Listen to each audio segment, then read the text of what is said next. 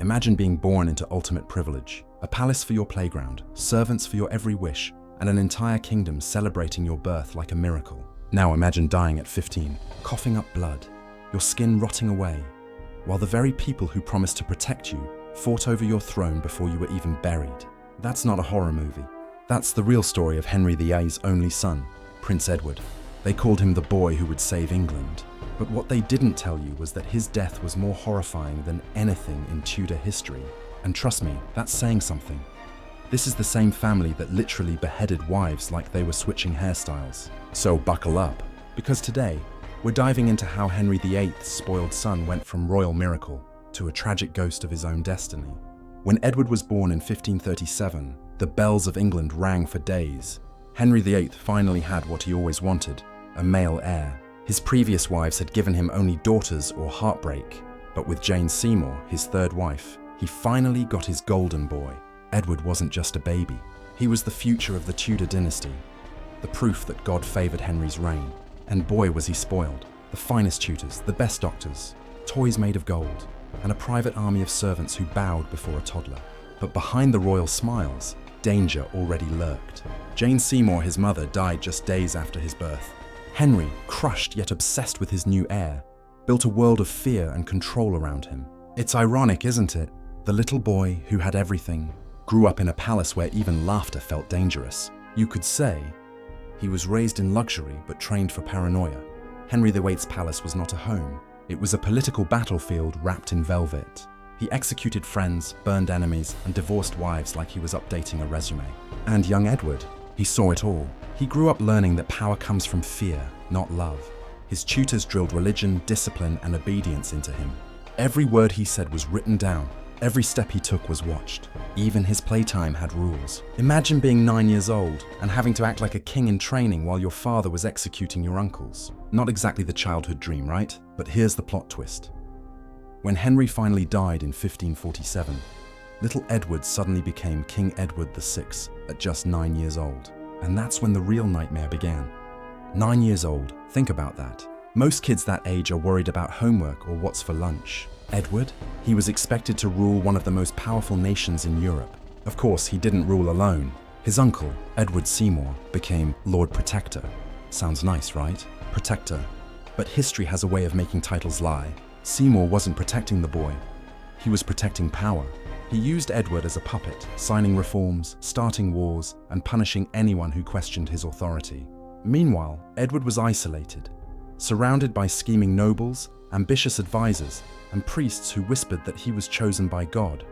It's like Game of Thrones, but with more prayers and fewer dragons. And here's the cruel twist. While everyone around him fought for control, Edward began to get sick. It started as a mild cough, but soon, that cough echoed through the palace halls like a death knell. You know that feeling when someone looks fine on the outside, but everything inside is falling apart? That was Edward. Doctors didn't understand his illness, likely tuberculosis, though they called it consumption.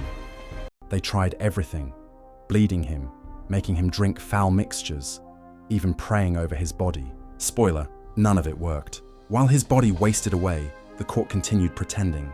The king was recovering, they said. They smiled, feasted, and plotted succession, all while their boy king coughed up blood in bed. One servant wrote that Edward's skin became ghostly pale, his fingers thin as candle wax, and his nails turned black. Imagine being 15, dying slowly, while the people around you argued over who gets your throne. Edward began writing in his diary, small notes, almost chilling in their calmness. He wrote about his fever, about his painful chest, about how God will deliver me soon, and he was right. But the most terrifying part? When he realized his own family saw his death not as a tragedy, but as an opportunity.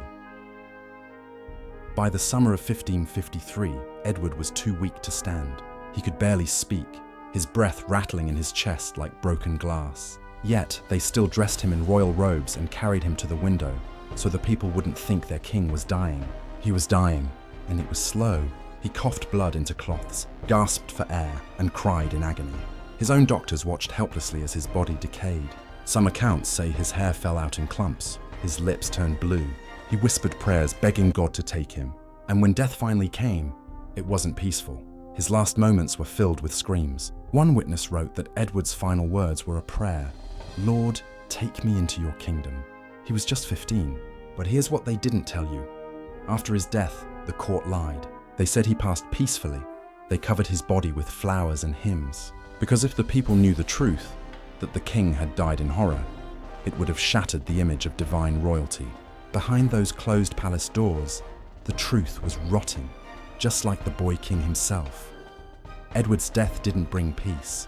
It brought chaos. Before dying, he'd been convinced to sign a document naming Lady Jane Grey, his cousin, as his successor, cutting out his sisters, Mary and Elizabeth.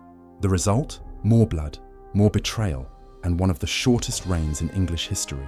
Lady Jane ruled for just 9 days before Mary I seized the throne and executed her. Edward's dream of a peaceful Protestant England died with him.